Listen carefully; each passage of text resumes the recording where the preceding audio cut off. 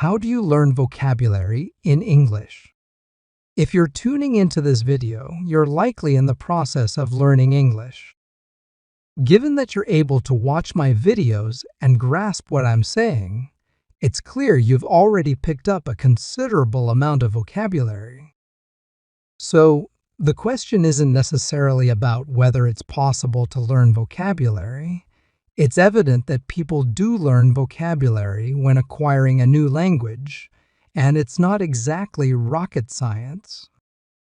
Instead, I want to delve into the challenges people face when seeking the most effective methods for acquiring new vocabulary, phrases, and expressions.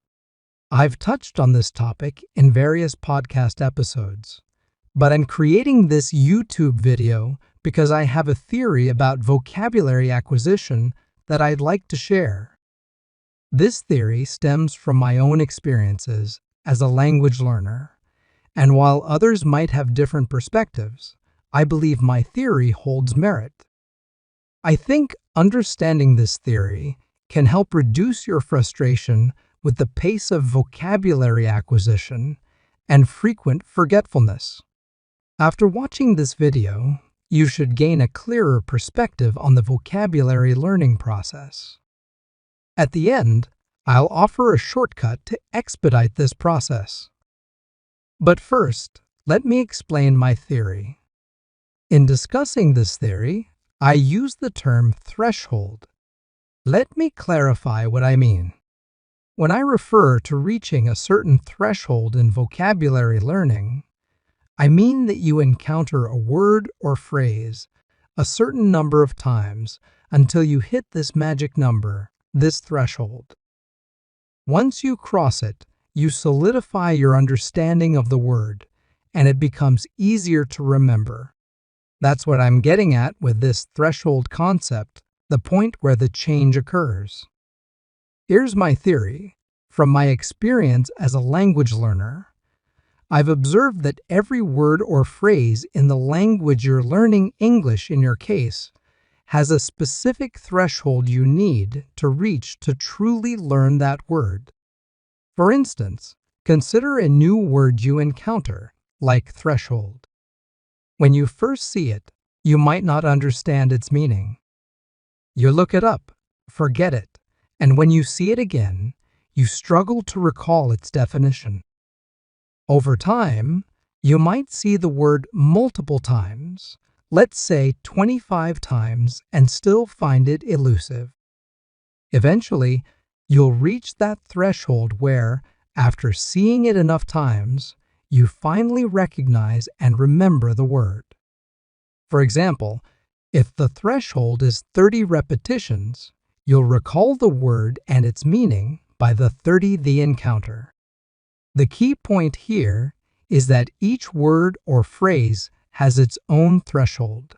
You don't know how many repetitions it will take to reach that point of familiarity. Factors like frequency and context play a role. If you encounter a word sporadically over long periods, you might never reach that threshold. However, if you see it frequently within a shorter time frame, you're more likely to remember it sooner.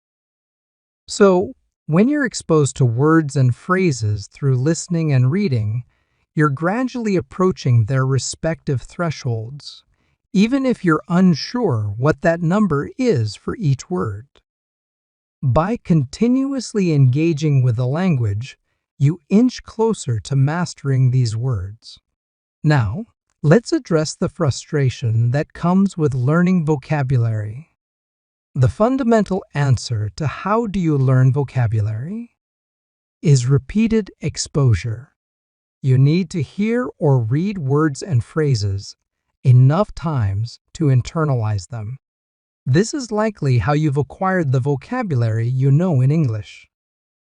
When you're a beginner, you encounter basic, high-frequency words like and, but, after which you hear repeatedly. Because these words are so common, you quickly reach the threshold for them. For example, in an hour of English, you might hear and hundreds of times. This high frequency helps you learn these words rapidly. In contrast, less common words, such as marker, the writing tool, are encountered less frequently. Although it's not rare, you need to hear marker many more times compared to and to reach the threshold. If you hear marker infrequently, it takes longer to become familiar with it. As you advance to an intermediate level, you already know the basics, so acquiring new vocabulary requires more exposure. Intermediate learners often feel they're not making progress because they're not encountering new words as often. This is because high-frequency words are learned quickly, while less common words take longer to master due to their lower frequency of use. This perception of stagnation at the intermediate level is a common challenge, and understanding the threshold theory can help address it.